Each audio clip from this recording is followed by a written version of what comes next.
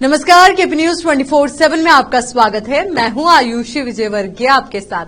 तो चलिए खबरों के सफर की शुरुआत करते हैं और सबसे पहले एक नजर हेडलाइंस पर। शनिवार 27 जनवरी को शाम 7 बजे बीदर के तलोड़ी में 100 बेड अस्पताल के समीप स्थित पब्लिक गार्डन में एक मोटिवेशनल कार्यक्रम किया गया आयोजित। जातीय जनगणना न्याय की दिशा में पहला कदम, राहुल गांधी ने तेलंगाना के सीएम रेवंत रेड्डी को दी बधाई। ये अन्य पिछड़े समुदायों के अधिकारों पर कब्जा, मराठा आरक्षण को लेकर सरकार के फैसले पर बोले महाराष्ट्र के पूर्व मुख्यमंत्री नारायण राणे। नीतीश 9वीं बार बने बिहार के मुख्यमंत्री, 8 विधायकों ने ली मंत्री पद की शपथ। सम्राट चौधरी और विजय सिन्हा बने डिप्टी सीएम। बीजेपी अपने जीवन काल में इतनी कमजोर कभी नहीं थी, बिहार में सत्ता परिवर्तन पर बोले अखिलेश यादव। नीतीश सबके हैं इस्तीफे के बाद पीएम मोदी के साथ पटना में लगे नीतीश कुमार के पोस्टर।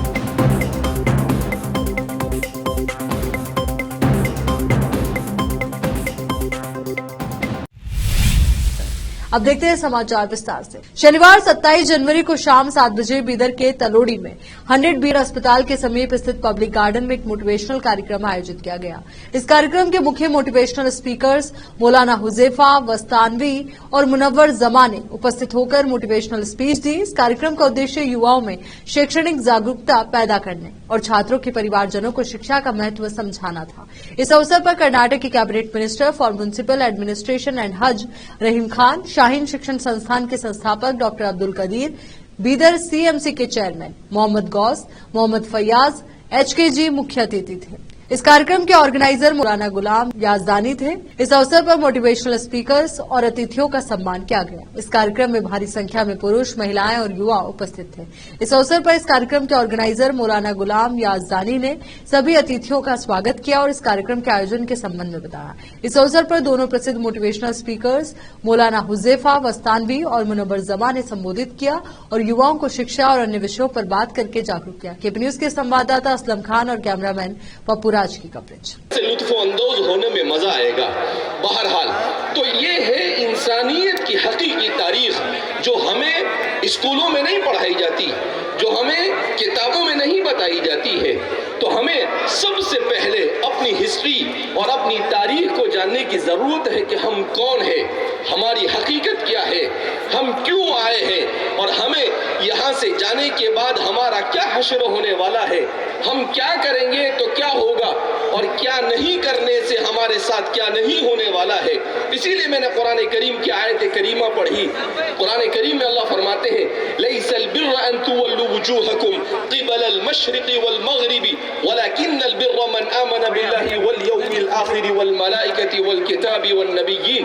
कुरान ने बड़ी हकीकत को बयान किया।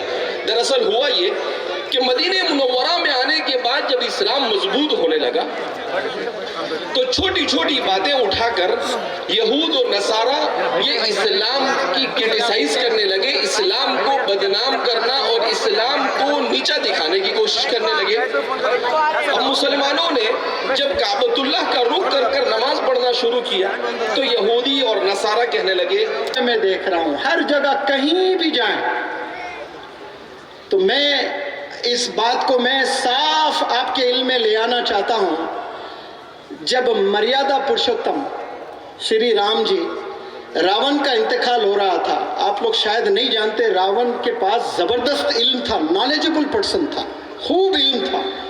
जब रावण बिल्कुल मौत के बिस्तर पर आखिरी सांसें गिन रहा था तो मर्यादा पुरुषोत्तम श्री राम जी ने अपने भाई लक्ष्मण जी से कहा कि जाओ उसके पास से इल्म ले लो, क्योंकि कुछ देर के बाद उसकी रूह कब्ज होने वाली है। इल्म सीखो जाकर, उसके पास में जबरदस्त इल्म है। हालांकि कौन है रावण? जो सीता जी को भगा कर लेकर गया और जो दुश्मन है श्री राम जी का। और वो क्या जिगर रखते हैं राम जी, देखो वो कह रहे हैं कि जाओ उसके पास से इल्म सीखो। और यही चीज़ देखो आप सल्लल्लाहु अलैहि वसल्लम, जब कोई दुश्मन इस्लाम कैद हो जाते, उनको छोड़ने की बारी आती तो आप सल्लल्लाहु अलैहि वसल्लम कैसा छोड़ते? पैसे लेकर नहीं छोड़ते। आप हमारी कौम को, मेरा सिटीज़ मुझे घुमाए, ना एक पार्क दिखाए, ना एक गार्डन दिखाए, ना कोई पिकनिक स्पॉट दिखाए, सारे दारुल उलूम दिखा के वापस ला लिया। सब लेक्चर्स हुए। अच्छा, मुझे तैयार होना था। यूके गए भाई, कोई एक इंडियन मोटिवेशनल स्पीकर यूके गया तो आधा घंटा तो सजने की डिमांड होती है ना। अब ये हजरत सुबह 6 बजे उठकर जिप भी कितनी खोलते थे अपनी बैग की, 3 इंच, उसमें से कुर्ता खींचिए पहन लिया, सर चलो चलेंगे। बोला हजरत थोड़ा रहम करो, मैं मोटिवेशनल स्पीकर हूँ, थोड़ा तैयार होने दीजिए। वो 1 घंटा तैयार होता था, अब जाकर 15 मिनट हुए माशाल्लाह, वो आपकी सोबत की वजह से। तो वहाँ भी गए तो मैंने देखा 15 दारुल उलूम में माशाल्लाह लेक्चर्स हमारे हुए हैं। इतना बिजी, आप हर जगह जा रहे थे लेक्चर देने के लिए, और 5 दिन के बाद लेक्चर्स हो गए और कोई मजीद लेक्चर देना नहीं था, सीधा वापस आ गए हम लोग। कोई घूमने का शौक नहीं, कोई चीज़ देखने का शौक नहीं, कुछ नहीं, सिर्फ काम से मतलब। तो कहाँ कहाँ हम लोग घूम रहे हैं, जहाँ भी जा रहे हैं हम लोग प्रॉब्लम्स ही देख रहे हैं। अब मिनिस्टर साहब अगर इजाज़त दें, पता नहीं क्या वक्त हो रहा है, अगर मुझे 15-20 मिनट और मिले तो मैं रियल टॉपिक पे आऊँगा जिसके लिए मुझे आप बुलाए हैं माशाल्लाह। यहाँ पे पूरी टीम को मैं मुबारकबाद देता हूँ, और मैं समझता हूँ ऐसा जलसा बिदर में पहली बार हो रहा है, क्योंकि इतने ख़वातीन और इतने नौजवान आज के प्रोग्राम में आप आए हैं। तो मैं बिदर के नौजवान और ख़वातीन और सभी जिम्मेदार भाइयों को मैं बहुत बहुत मुबारकबाद देता हूँ कि आज का जो प्रोग्राम, इस तरह से प्रोग्राम नेक और अच्छे एजुकेशन पे होते रहना चाहिए, जिससे हमारे समाज में या दूसरों में एक अच्छा सा पैगाम जाए। तो ख़ासकर नौजवानों के लेके और दीन को लेके आज का प्रोग्राम है, और हम लोग इतने होते हुए भी क्यों परेशान है। मैं समझता हूँ हर पैसे वाला भी होगा, आपको दिख रहा होगा वो पैसे वाला, गाड़ी वाला या बहुत बड़े बंगले में होके, वो भी परेशान है। अब उसको जितनी परेशानी है किसी को नहीं है। अभी गरीब मेहनत करके खून पसीने की कमाई खा के वो सुकून से तो सोता है, लेकिन आज के दौर के हिसाब से लोगों को पर्दे के बारे में बात होती है, वहाँ पे पर्दा देखा नहीं जाता। इस तरह से बहुत सी चीज़ें हैं, अगर बोलने के लिए बहुत टाइम है, क्योंकि हमको सुनने मुनर भाई के बारे में सुनना है, तो ज़रूर हम बहुत सी चीज़ें देखें। और हमारे नौजवान अपने आप को बाजुक महले वाले से, पड़ोसी से दादागिरी बताते हैं, वही अदर कम्युनिटी में जाके दादागिरी, गैर कौम महले में नहीं जाते, वहाँ से डर को तुम दबा के बाहर आते हैं। यहाँ अपने खानदान में देखिए, और अपने भाइयों पे पड़ोस में देखिए, अपने आप को बहुत बहादुर बोलते हैं। तो इंशाल्लाह हम आज के बयान से हम जरूर सुधरेंगे और आगे हम मेहनत करेंगे, और आपकी दुआओं से मैं ठहरा हूँ। मैं आज मिनिस्टर नहीं हूँ, आप लोग मिनिस्टर हैं। पूरे कर्नाटक स्टेट में और पूरे बिदर डिवीजन में एक मोमिन भाई को आप लोग इतनी लोग तकलीफ देने की कोशिश किए, आप नहीं जानते, तो भी आपकी दुआओं से और बहनों की दुआओं से, नौजवानों की दुआओं से आज मैं ठहरा हूं। और इंशाल्लाह जब तक का बेटा अच्छा हो जाए, मेरी बेटी अच्छी हो जाए, और वो सपना करना हमारी जिम्मेदारी है, और वो सपने के लिए उन अपनी खून पसीने की कमाई से जो भी एक निवाला खिलाए, उसका हक अदा करना है। तो हम मेहनत और खुदा के दरबार में एक आंसू टपकना चाहिए। नमाज में जब तक हमारा आंसू नहीं टपकता, हमारी तकदीर नहीं बदल सकती, हमारी किस्मत नहीं बदल सकती, हमारा परिवार, हमारा घर नहीं बदल सकता। तो इसके लिए मेहनत करिए और ज़रूर होगा। मैं एक एग्जाम्पल, मैं भी बहुत गरीब परिवार से आया हूँ, आप लोग बहुत लोग नहीं जानते। तो मैं एक लेबर, मेरे वालिद साहब बहुत एक लेबर थे। मैं आज सिर्फ एक ही मेरा दिल, मेरा मन साफ रखा कि तरक्की का एक ही राज है, मैं कभी किसी का बुरा नहीं सोचा, पूरी कोशिश किया हूँ। जितने भी लोग बुरा करेंगे तो मैं उनके लिए मदद करूँगा। हमारा दिल साफ होना चाहिए, हम लोगों को मदद करना चाहिए। तो यहाँ पे एक ही मकसद से आज इतने मेरे भाई बहन सभी लोग आए, तो आप कोशिश करिए, हम जरूर सक्सेस होंगे। इतना बोलते हुए मैं शुक्रिया अदा करता हूँ। अस्सलाम वालेकुम। आज रविवार 28 जनवरी को बीदर के प्रसिद्ध अधिवक्ता एवं सीपीआई के बुजुर्ग नेता कामरेड हुन्ना नाइक को गुम्पा बीदर में स्थित उनके आवास पर कामरेड नजीर अहमद और दूसरों की ओर से मिश्री में तोला गया। इस अवसर पर कामरेड नजीर अहमद और कामरेड हुन्ना नाइक के शिष्यों, उनके साथ एडवोकेट्स और परिवारजनों के अलावा दूसरे उपस्थित थे। इस अवसर पर कामरेड अली अहमद और कामरेड नजीर अहमद ने केपी न्यूज से बात करते हुए इस संबंध में बताया। केपी न्यूज के कैमरामैन पप्पू राज की कवरेज। कामरेड बाबूराव हुन्ना कम्युनिस्ट पार्टी ऑफ इंडिया के जो बुजुर्ग नेता हैं और हम सबके सियासी सरपरस्त हैं, इनको 2-3 बीमारियों से शिफायाब होने के बाद, सेहत मिलने के बाद हमारे कामरेड नज़ीर अहमद साहब हज़रत ख्वाजा मोइनुद्दीन चिश्ती रहमतुल्लाह अलैह से एक मन्नत मांग लिए थे कि साहब जैसे सेहत याब होंगे हम आज उस दिन साहब को मिस्री में तोलेंगे। तो ये महीना हज़रत ख्वाजा मोइनुद्दीन चिश्ती रहमतुल्लाह अलैह के उर्स का महीना है, तो इसी महीने में मिस्री में तोलने के प्रोग्राम होते हैं। तो इसलिए आज यहाँ पर कामरेड बाबूराव साहब के सभी शागिर्द लोग और सभी साथी लोग और उनके साथी वकील लोग और उनके परिवार के लोग और उनके ख़ानदान के कुछ लोग मिलकर आज जो है ना यहाँ पर उनके मकान पर कामरेड बाबूराव हुन्ना साहब को मिस्री में तोलने का प्रोग्राम जो है किए हैं। और यहाँ पर जो भी लोग आए हैं उनका धन्यवाद। सीनियर कामरेड बाबूराव हुन्ना साहब और एडवोकेट साहब और उन्होंने जो भी जो है हम देखते जब से सीपीआई पार्टी को आने के बाद में उन्होंने किसी मज़हब के बारे में वो नीचा ऊंचा बोलकर नहीं देखते। उनकी नीयत सभी को एक साथ में देखकर लेके जाने की उनकी आशा भी है और उन्होंने कर रहे हैं भी। उसी हिसाब से हमारे साहब को जो है आराम नहीं रहने के बावजूद में हम तो कुछ नहीं कर सकते। हम तो जो है मांगना है मांगेंगे, जो देंगे उस वक्त आराम होने के बाद में करेंगे बोलकर हमारी आरजू थी। और वो सभी बीमारी से मुक्त हो गए बोलकर रिपोर्ट आ गए बोलकर बोलने के बाद में, और यही महीने में जो है हम सभी हमारे साथियों को लेकर जो है बोल के यहीं उनके साहब के घर पे मुकाम पे जो है ये तोलने का ये किए। और सभी को मेरा धन्यवाद। कांग्रेस पार्टी दक्षिण भारतीय प्रदेश तेलंगाना में पहली बार सरकार बनाने में कामयाब रही। पार्टी के चुनावी वादों में जातीय जनगणना कराने का ऐलान भी शामिल है। सीएम रेवंत रेड्डी ने इस संबंध में अधिकारियों को निर्देश जारी कर दिए।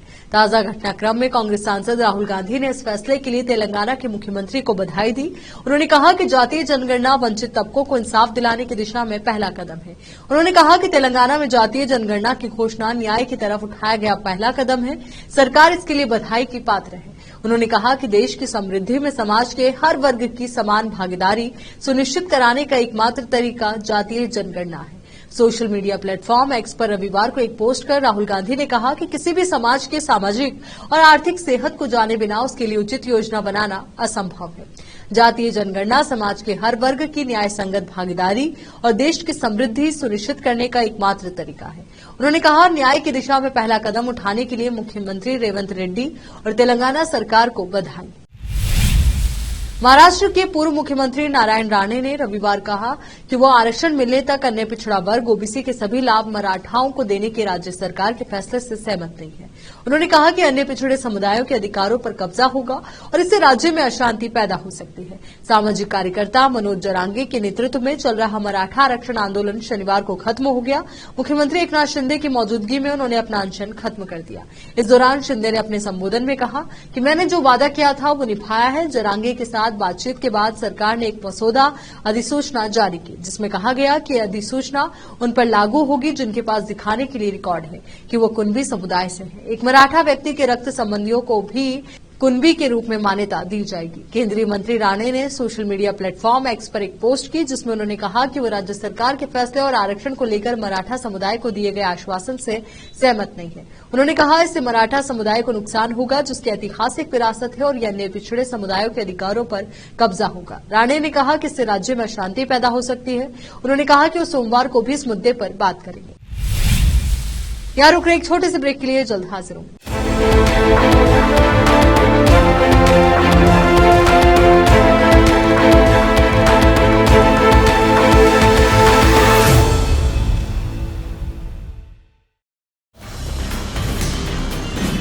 हिंदुस्तान के हर कोने में हम हैं मौजूद। 24 घंटे हालात पर गहरी नजर, खबरों से जुड़े चुपते सवालात और आपको दिखाता है धार्मिक, सामाजिक, राजनीतिक, लोकल और इंटरनेशनल न्यूज की सबसे बेहतर कवरेज, जो आपको रखती है हर पल बाखबर। देश और दुनिया भर की खबर के लिए देखते रहें केपी न्यूज 24/7। ब्रेक के बाद एक बार फिर से आपका स्वागत है। बिहार में बड़े सियासी घटनाक्रम में नीतीश कुमार के इस्तीफे के साथ ही महागठबंधन सरकार का अंत हो गया और नीतीश कुमार ने 9वीं बार सीएम पद की शपथ ली है। नीतीश कुमार के साथ सम्राट चौधरी और विजय सिन्हा ने भी शपथ ग्रहण किया है। सम्राट चौधरी और विजय सिन्हा को उप मुख्यमंत्री बनाया गया है। वहीं doctor Prem Kumar, Vijay Kumar Chaudhary JDU, Vijendra Prasad Yadav JDU, Shravan Kumar JDU, Santosh Kumar Suman, Sumit Kumar Singh निर्दलीय मंत्री पद के लिए शपथ ग्रहण किए। बिहार के मुख्यमंत्री नीतीश कुमार ने राज्यपाल राजेंद्र वी आर्लेकर को रविवार सुबह अपना इस्तीफा सौंप दिया था। अधिकारियों ने बताया कि राज्यपाल ने कुमार का इस्तीफा स्वीकार कर लिया और नई सरकार के गठन तक उन्हें कार्यवाहक मुख्यमंत्री बने रहने को कहा। राज्यपाल को इस्तीफा सौंपकर राजभवन से लौटने के बाद नीतीश ने संवाददाताओं से कहा कि मैंने आज मुख्यमंत्री पद से इस्तीफा दे दिया। उन्होंने कहा कि वो महागठबंधन से अलग होकर नया गठबंधन बनाएंगे। आगामी लोकसभा चुनाव से पहले विपक्षी दलों के इंडिया गठबंधन में बड़ी दरार आ गई। बिहार में इंडिया गठबंधन को झटका देते हुए बिहार के सीएम और जेडीयू अध्यक्ष नीतीश कुमार एनडीए में शामिल हो गए हैं। नीतीश कुमार ने रविवार 28 जनवरी को बिहार के मुख्यमंत्री पद से इस्तीफा देने के साथ ही महागठबंधन सरकार को अलविदा कह दिया। नीतीश कुमार के इस फैसले पर कांग्रेस के वरिष्ठ नेता शशि थरूर ने रविवार 28 जनवरी को कटाक्ष किया और उनके लिए एक बार फिर से स्नोली गोस्टर शब्द का प्रयोग किया। समाचार एजेंसी के मुताबिक कांग्रेस नेता शशि थरूर ने बिहार घटनाक्रम के बाद उन पर ताजा हमला बोलते हुए अपने चिर परिचित अंदाज में एक नए शब्द का इस्तेमाल किया। उन्होंने स्नोली गोस्टर शब्द का इस्तेमाल करते हुए नीतीश कुमार को धूर्त या चतुर और सिद्धांतहीन राजनीतिज्ञ करार दिया। कांग्रेस नेता ने अपने सोशल मीडिया अकाउंट एक्स पर बिहार के मौजूदा राजनीतिक संकट को जोड़ते हुए साल 2017 की एक पोस्ट भी शेयर की। मालदीव के राष्ट्रपति मोहम्मद मुइज़ू ने हाल ही में भारत का विरोध किया था, मगर अब वो अपने ही देश में अपने लोगों का विरोध कर रहे हैं। इस वक्त सोशल मीडिया पर एक वीडियो सामने आया है जिसे देखकर अपनी आंखों पर यकीन कर पाना मुश्किल हो जाएगा। दरअसल राष्ट्रपति मोहम्मद मुइज़ू ने संसद के अंदर विपक्षी दलों के नेता को घुसने से रोक दिया, जिसके विरोध में सभी नेताओं ने संसद के अंदर जमकर बवाल काटा।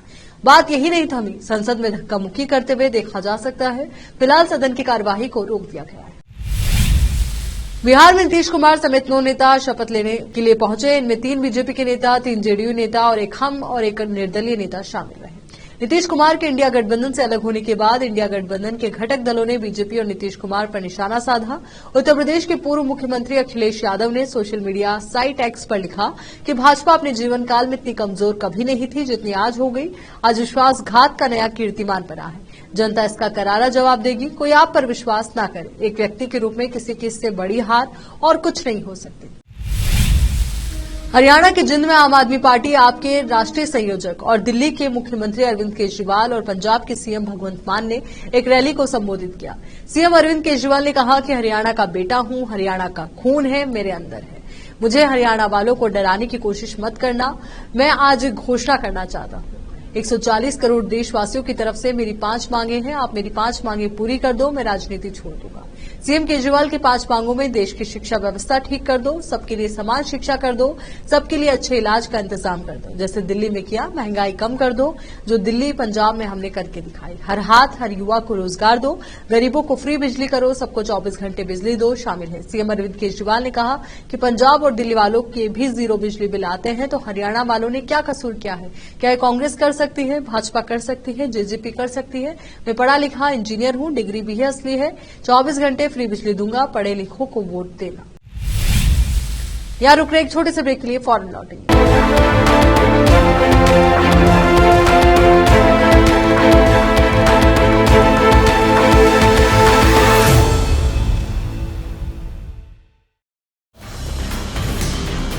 हिंदुस्तान के हर कोने में हम हैं मौजूद।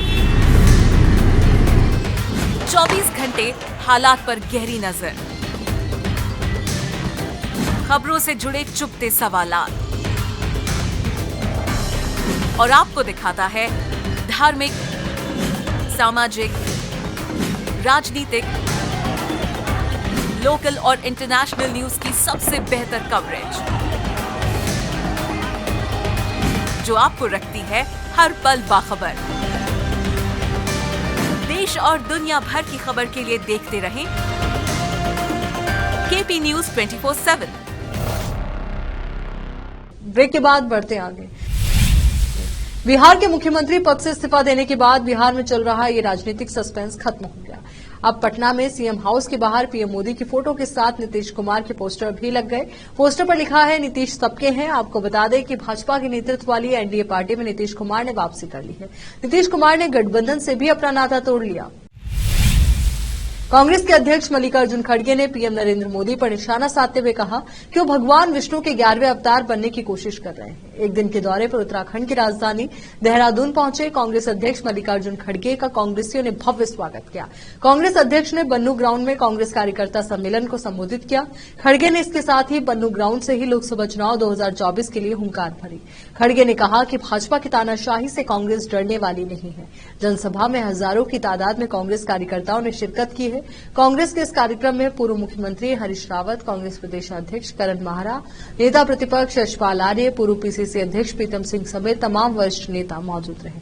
कांग्रेस अध्यक्ष मल्लिकार्जुन खड़गे ने बीजेपी पर निशाना साधते हुए कहा कि बीजेपी की सरकार में विपक्ष के नेताओं का उत्पीड़न किया जा रहा है। मेरे हेलीकॉप्टर को उतरने तक की परमिशन बीजेपी सरकार में नहीं मिली। बीजेपी सिर्फ झूठ बोलती है और सिर्फ झूठ का मायाजाल बुनती है। चलिए एक बार फिर से नजर डालते हैं हेडलाइंस। शनिवार 27 जनवरी को शाम 7 बजे बीदर के तलोड़ी में 100 बेड अस्पताल के समीप स्थित पब्लिक गार्डन में एक मोटिवेशनल कार्यक्रम किया गया आयोजित। जातीय जनगणना न्याय की दिशा में पहला कदम, राहुल गांधी ने तेलंगाना के सीएम रेवंत रेड्डी को दी बधाई। ये अन्य पिछड़े समुदायों के अधिकारों पर कब्जा, मराठा आरक्षण को लेकर सरकार के फैसले पर बोले महाराष्ट्र के पूर्व मुख्यमंत्री नारायण राणे। नीतीश 9वीं बार बने बिहार के मुख्यमंत्री, 8 विधायकों ने ली मंत्री पद की शपथ। सम्राट चौधरी और विजय सिन्हा बने डिप्टी सीएम। बीजेपी अपने जीवन काल में इतनी कमजोर कभी नहीं थी, बिहार में सत्ता परिवर्तन पर बोले अखिलेश यादव। नीतीश सबके हैं, इस्तीफे के बाद पीएम मोदी के साथ पटना में लगे नीतीश कुमार के पोस्टर।